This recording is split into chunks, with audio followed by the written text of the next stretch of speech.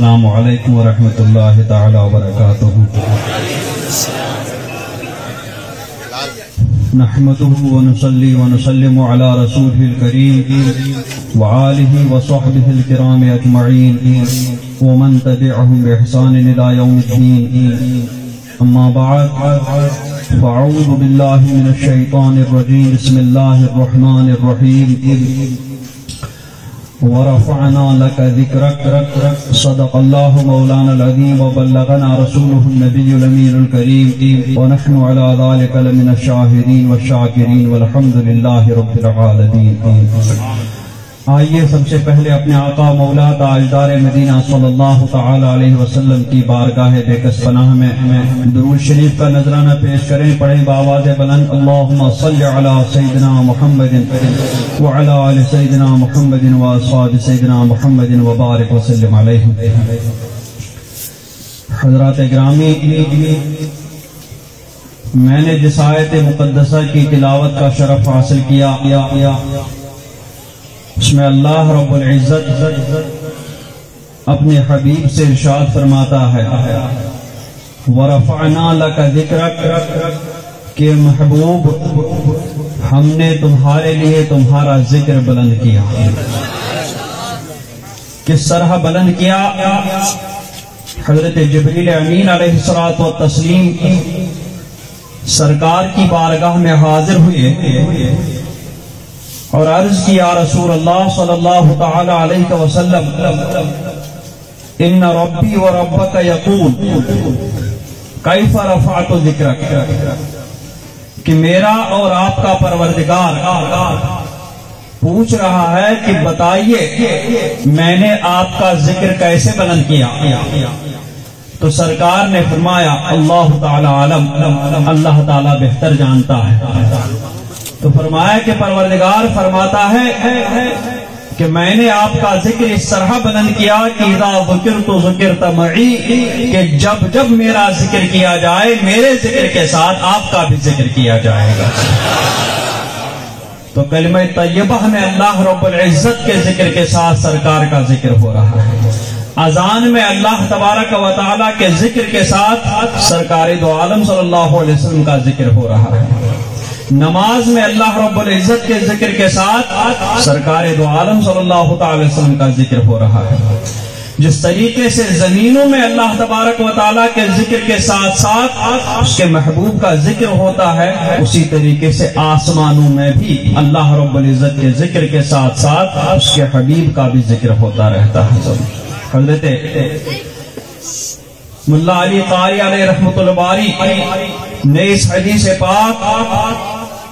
کی شرح فرماتے ہوئے ارشاد فرمایا، اس حدیث پاک کا مطلب یہ ہے کہ محبوب جعلت ذکرک ذکری، اور ایک اور جگہ فرمایا جعلتک ذکرا من ذکری، کہ میں نے تمہیں اپنے ذکر میں سے ذکر بنا دیا۔ اور پھر فرماتے ہیں کہ ایسا بعید نہیں ہے، کیونکہ اللہ تبارک و تعالی نے اپنے محبوب کے بہت سارے کاموں کو اپنا کام فرمایا، اور جس طریقے سے اللہ تبارک و تعالی نے اپنے محبوب کی اطاعت کو اپنی اطاعت فرمایا، اور فرماتے ہیں کہ اس مقام سے بڑھ کر کے کوئی مقام نہیں ہے۔ اللہ تبارک و تعالی نے قرآن پاک میں ارشاد فرمایا من یطع الرسول فقد اطاع اللہ، کہ جو رسول کی اطاعت کرے اس نے اللہ کی اطاعت کی۔ تو رسول کی فرما برداری کرنا اللہ تبارک و تعالی ہی کی فرما برداری کرنا ہے۔ اسی طریقے سے ایک اور آیت کریمہ میں ہے کہ وما رمیت اذ رمیت ولکن اللہ رمی، سرکار دو عالم صلی اللہ تعالی علیہ وسلم نے اپنے دست مبارک میں مٹی اٹھائی، مجھ خاک اٹھائی اور اس کو کافروں کی طرف پھینک دیا، تو سرکار دو عالم صلی اللہ علیہ وسلم نے اپنے دست مبارک سے وہ خاک اٹھا کر کے کافروں کی طرف پھینکا، تو اللہ تبارک و تعالی نے ارشاد فرمایا اے محبوب وما رمیت، آپ نے نہیں پھینکا، اذ رمیت، جب آپ ہی نے پھینکا، ولکن اللہ رما، لیکن وہ اللہ نے پھینکا۔ تو آپ نے نہیں پھینکا جب آپ ہی نے پھینکا، لیکن آپ نے نہیں پھینکا، وہ اللہ تبارک و تعالی نے پھینکا۔ تو گویا دست مبارک بظاہر سرکار دو عالم صلی اللہ تعالی وسلم کا تھا، لیکن اس میں طاقت اور قوت اللہ تبارک و تعالی نے عطا فرمائی تھی، اللہ تبارک و تعالی کی قوت اس میں کار فرماتی۔ تو سرکار کے پھینکنے کو اللہ تبارک و تعالی نے اپنا پھینکنا فرما دیا۔ اور صلح حدیبیہ کے موقع پر مومنوں نے سرکار دو عالم صلی اللہ علیہ وسلم کے دست پاک پر بیعت کی۔ سرکار دو عالم صلی اللہ علیہ وسلم کا دست پاک ہوتا تھا اور مومنین آپ کے دست مبارک میں کے ساتھ اپنا ہاتھ ملا کر کے بیعت کرتے ہیں۔ تو اللہ تبارک و تعالی نے اس وقت بھی ارشاد فرمایا کہ محبوب ان الذین یبایعونک، کہ بے شک یہ لوگ، یہ مومنین، یہ صحابہ کرام جو آپ سے بیعت کر رہے ہیں، انما یبایعون اللہ، یہ ہاتھ تو آپ کے دست مبارک سے ملا کر کے بیعت کر رہے ہیں، لیکن یہ حقیقت میں اللہ رب العزت ہی سے بیعت کر رہے ہیں۔ تو سرکار دو عالم صلی اللہ تعالی وسلم کو اللہ تبارک و تعالی نے اتنا بلند مقام عطا فرمایا تھا، آپ کے ذکر کو اتنا بلند فرمایا تھا کہ آپ کے دست مبارک سے پھینکنے کو اپنا پھینکنا قرار دیا، آپ کی اطاعت کو اپنی اطاعت قرار دیا، آپ سے بیعت کرنے کو اپنی بیعت قرار دیا، اور آپ کے ذکر کرنے کو اپنا ذکر کرنا فرما دیا۔ ایسا مقام اللہ تبارک و تعالی نے اپنے محبوب کو عطا فرمایا تھا۔ اس طریقے سے اللہ تبارک و تعالی نے اپنے محبوب کا ذکر بلند کیا تھا، اور بلند کب سے فرمایا؟ قرآن پاک میں ہے کہ وَإِذْ أَخَذَ اللَّهُ مِيثَاقَ النَّبِيِّينَ، کہ انبیاء کرام علیہ الصلوۃ والتسلیم کی ارواح کو اللہ تبارک و تعالی نے جمع فرمایا، ایک محفل قائم فرمائی، اور اس محفل میں تمام انبیاء کرام سے عہد لیا کہ لما آتیتکم، کہ جب تمہارے پاس رسول آئے جو تمہاری کتابوں کی جو بھی اس وقت تمہارے پاس ہوگا اس کی تصدیق کرنے والا ہوگا۔ لما آتیتکم من کتاب و حکمہ، کہ انبیاء کرام کی جماعت سنو، جب میں تمہیں کتاب اور حکمت عطا فرماؤں، ثم جاءکم رسول مصدق بما معکم، پھر تمہارے پاس رسول آئے اس کی تصدیق کرتے ہوئے جو تمہارے پاس کتاب ہو، لَتُؤْمِنُنَّ بِهِ وَلَتَنْصُرُنَّهُ، تو تم ضرور ان پر ایمان بھی لاؤ گے اور ضرور ان کی مدد بھی کرو گے۔ تو سرکار دو عالم صلی اللہ تعالی علیہ وسلم کے بارے میں اللہ تبارک و تعالی نے آپ کی پیدائش سے اس دنیا میں تشریف لانے سے ہزاروں سال پہلے انبیاء کرام کی ارواح کو جمع کر کے یہ عہد لیا کہ اے انبیاء کرام کی جماعت، اگر فی الفرض تمہارے زمانے میں سرکار دو عالم صلی اللہ علیہ وسلم تشریف لائیں تو پھر تم ضرور ان پر ایمان لانا اور ضرور ان کی مدد کرنا۔ اب سوال یہ پیدا ہوتا ہے کہ اللہ تبارک و تعالیٰ تو سرکار کو تمام انبیاء کرام کے بعد ہی بھیجنے والا تھا، سرکار کو خاتم النبیین بنا کر ہی بھیجنے والا تھا، پھر انبیاء کرام سے یہ عہد کیوں لیا کہ اگر وہ تمہارے زمانے میں تشریف لائے تو تم ان پر ایمان بھی لاؤ گے اور تم ان کی مدد بھی کرو گے؟ اس میں کیا حکمت پروردگار نے منظم فرمائی؟ تو علماء کرام فرماتے ہیں کہ سرکار دو اتنا تو یقینی ہے کہ سرکار دو عالم صلی اللہ علیہ وسلم نہ تو حضرت آدم کے زمانے میں تشریف لائیں گے، نہ حضرت نوح کے زمانے میں تشریف لائیں گے، نہ حضرت ابراہیم کے زمانے میں تشریف لائیں گے، نہ حضرت موسیٰ کے زمانے میں تشریف لائیں گے، نہ حضرت عیسیٰ کے زمانے میں تشریف لائیں گے، کسی نبی کے زمانے میں تشریف نہیں لائیں گے، بلکہ تمام انبیاء کرام کے آنے کے بعد خاتم النبیین بن کر تشریف لائیں گے۔ پھر انبیاء کرام سے اس عہد کا مطلب کیا ہوا کہ اگر وہ تمہارے زمانے میں آئیں تو تمہیں ضرور اس پر ایمان بھی لانا ہے اور ضرور اس کی مدد بھی کرنا ہے۔ تو علماء کرام فرماتے ہیں کہ انبیاء کرام نے جب وہ عہد کیا تو تبھی سے انبیاء کرام کو اس عہد کا ثواب مل رہا ہے کہ سرکار اگر ان کے زمانے میں تشریف لائیں گے یعنی وہ تبھی سے سرکار پر ایمان بھی لائے ہوئے ہیں اور سرکار کی مدد کا وعدہ بھی کیے ہوئے ہیں، اس عہد کا اس وعدہ کا ان کو اسی وقت سے ثواب ملتا رہے گا، اور جب تک کہ سرکار تشریف لائیں گے تب تک ان کو اس چیز کا ثواب ملتا رہے گا۔ تو ان کے اعمال میں، ان کی نیکیوں میں، ان کے درجات میں اضافہ کرنے والی چیزوں میں سے ایک چیز یہ بھی ہے کہ وہ سرکار پر ضرور ایمان لائیں گے اور سرکار کی ضرور مدد کریں گے، اس سے ان کے مراتب میں بھی اضافہ ہوگا اور ان کے مقامات بھی بلند سے بلند ہوتا جائیں گے۔ سبحان اللہ، سبحان اللہ۔ تو ہمیں تو سرکار کا زمانہ ملا، جب انبیاء کرام کے زمانے میں تشریف ہی نہیں لائے تب بھی وہ آنے والے سرکار پر ایمان لا کر کے اور مدد کا عزم کر کے ثواب پا رہے ہیں۔ تو ہم تو سرکار ہی کے زمانے میں جی رہے ہیں، سرکار ہی کے وسیلے سے سب کچھ پا رہے ہیں، سرکار پر ایمان لانے اور سرکار کی غلامی ہمیں حاصل ہے، ہمیں سرکار کی سچی غلامی حاصل کر کے کتنا ثواب ملتا رہے گا، کتنا مقام اور بلند وقت ملے گا۔ نعرہ تکبیر، نعرہ رسالت، نعرہ رسالت اور سچنے ناموں سے رسالت۔ صرف عہد نہیں لیا بلکہ پھر فرمایا اقررتم، صرف اپنے ارشاد پر ہی اکتفا نہیں فرمایا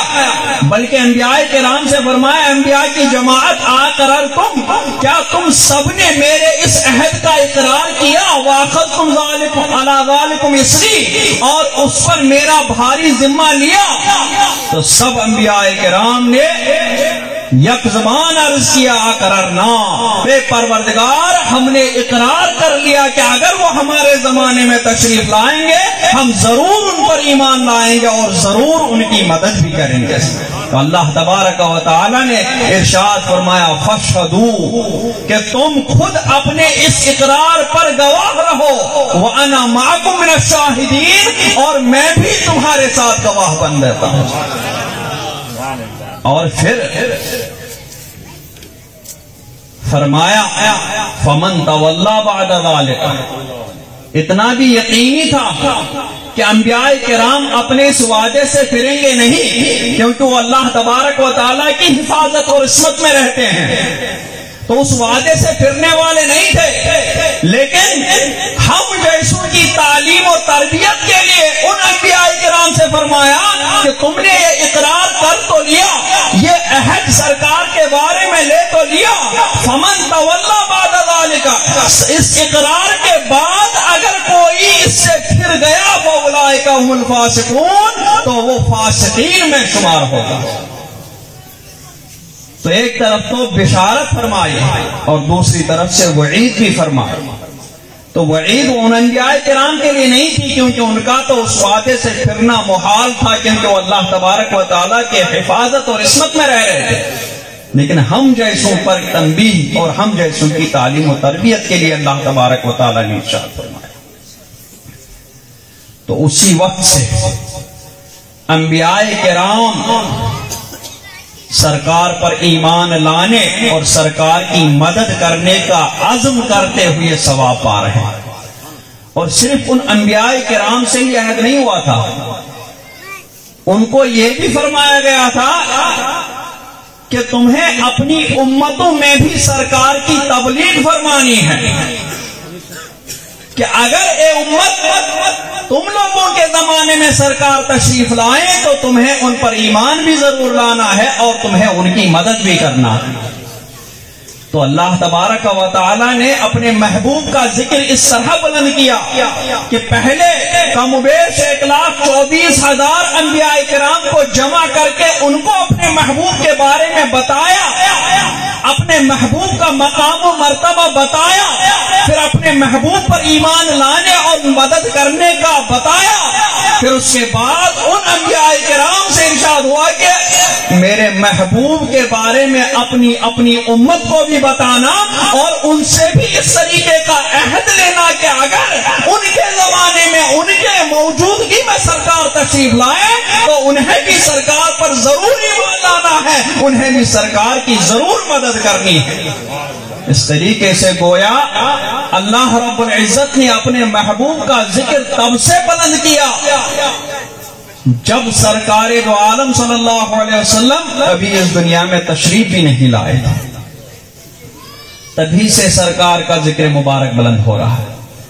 پھر انبیاء کرام کا سلسلہ شروع ہوا، اس کے بعد اس زمین پر انسان بسائے جانے لگے اور حضرت آدم علیہ السلام تشریف لائے، انہوں نے بھی اپنی زندگی بھر اللہ تبارک و تعالیٰ کے احکام سنائے، اپنی اولاد کو اپنی ذریت کو اللہ کا پیغام سنایا۔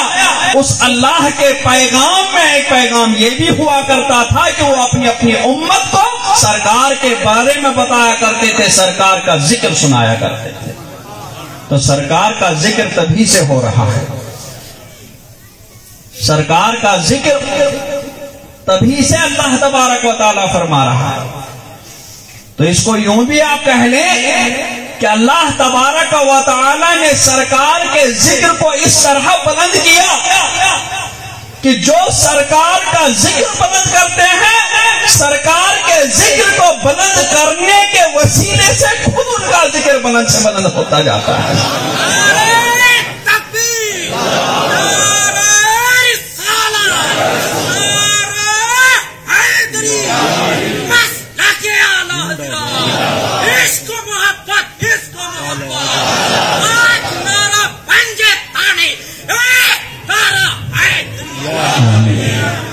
وَرَفَعْنَا لَكَ ذِكْرَكَ، اے محبوب ہم نے تمہارے لیے تمہارا ذکر بلند کیا۔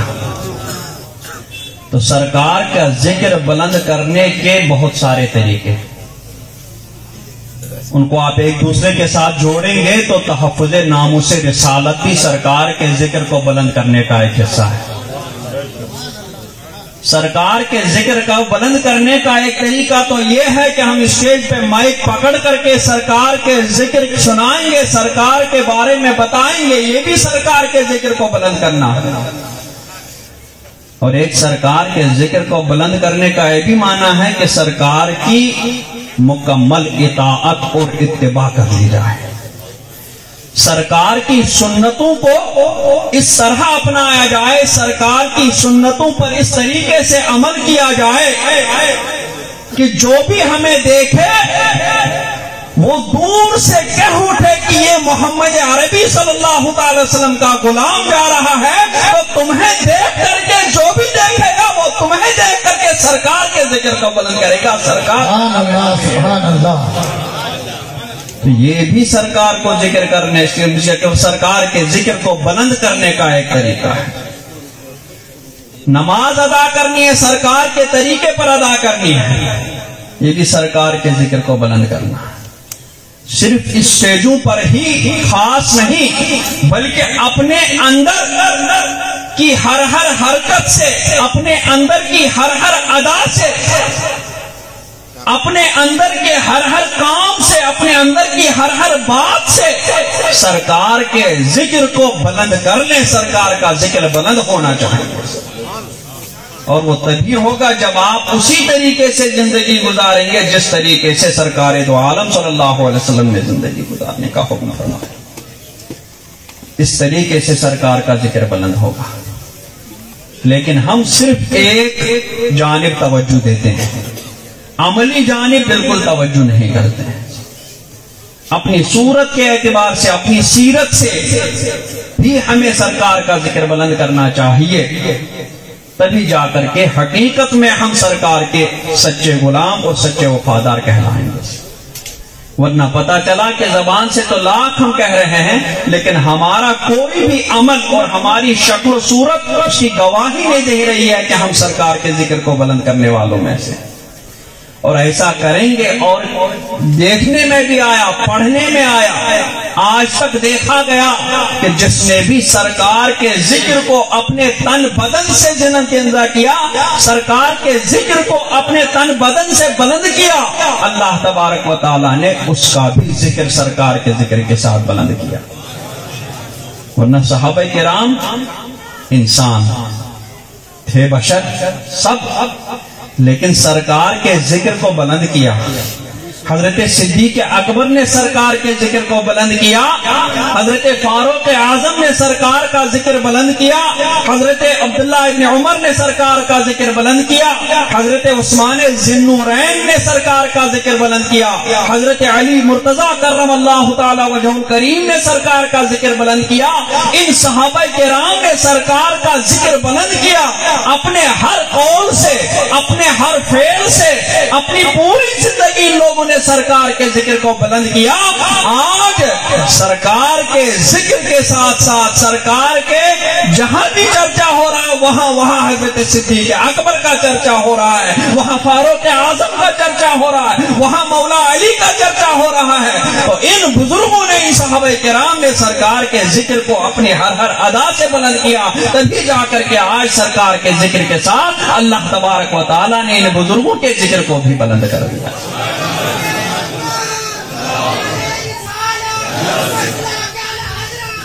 اللہ تبارک و تعالی ہمیں توفیق عطا فرمائے کہ ہم بھی صحابہ کرام کے طریقے پر چل کر کے سرکار کی بارگاہ کے آداب بجا لا کر کے سرکار کی تعظیم, سرکار سے محبت, یہ سب سرکار کے ذکر کو بلند کرنا ہے. یہ سب تحفظ ناموس رسالت ہے. ناموس رسالت, سنتوں کو زندہ کرنا بھی تحفظ ناموس رسالت ہے. یا یوں کہہ لو کہ سرکار کی طرف جتنی بھی چیزیں منسوب ہیں ان تمام چیزوں کو زندہ کرنا, ان تمام چیزوں کی حفاظت کرنا, وہ ناموس رسالت ہی کی حفاظت کرنا ہے.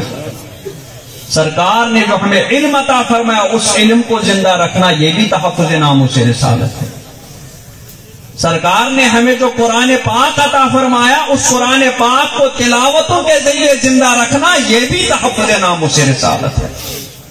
اور اگر سرکار کی طرف جڑی کسی بھی چیز کو ہم نے کنارے کر دیا, غافل ہو گئے, بھلا دیا, تو پھر وہ ناموس رسالت کا گویا ایک گوشہ ہم نے خود ہی اپنے ہاتھوں سے گمنامی میں پھینک دیا. اور سرکار کی طرف منسوب چیزوں کو اگر ہم حفاظت کریں گے, ایک ایک چیز کی حفاظت کریں گے, سرکار کی سنتوں کی حفاظت کریں گے, سرکار کے عطا کیے ہوئے قرآن پاک کی حفاظت کریں گے, سرکار صلی اللہ علیہ وسلم کے افعال جو صحابہ کرام نے نقل کیے ان کی حفاظت کریں گے, تو وہی حقیقت میں تحفظ ناموس رسالت ہوگا. اور کسی بھی ایک میں کوتاہی کی تو ہم نے خود تحفظ ناموس رسالت میں کوتاہی کی. اللہ تبارک و تعالی ہمیں سرکار کی سچی غلامی نصیب فرمائے اور سرکار کے ذکر کو بلند سے بلند تر کرنے کی توفیق عطا فرمائے. اپنے ہر قول و فعل میں سرکار کی تعلیمات کا اثر ہمیں ہمارے اندر پیدا فرمائے. وصلی اللہ تعالی علی خیر خلقہ محمد وعلی آلہ وصحبہ اجمعین برحمتک یا ارحم الراحمین.